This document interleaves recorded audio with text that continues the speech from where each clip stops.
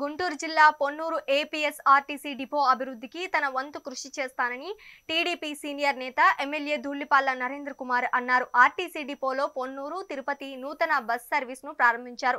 ఈ సందర్భంగా గ్రామీణ ప్రాంతాల నుంచి అనేక బస్ సర్వీసులు కల్పించాలని అనేక వినతులు వస్తున్నాయని అన్నారు. ప్రజల అవసరాల దృష్ట్యా బస్ సర్వీసులు పెంచే విధంగా చర్యలు తీసుకుంటున్నామన్నారు.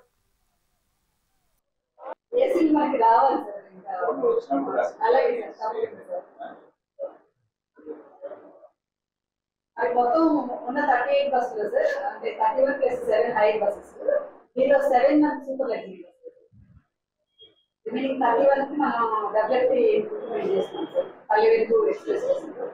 ఇయర్లీ 78% మనం డబ్ల్యూఎఫ్టీ ఇంప్లిమెంట్ చేస్తున్నాం సార్.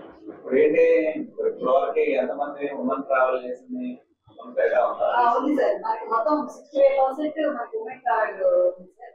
దాదాపు 1,30,000 మంది మనకి ట్రావెల్ చేస్తారు. As an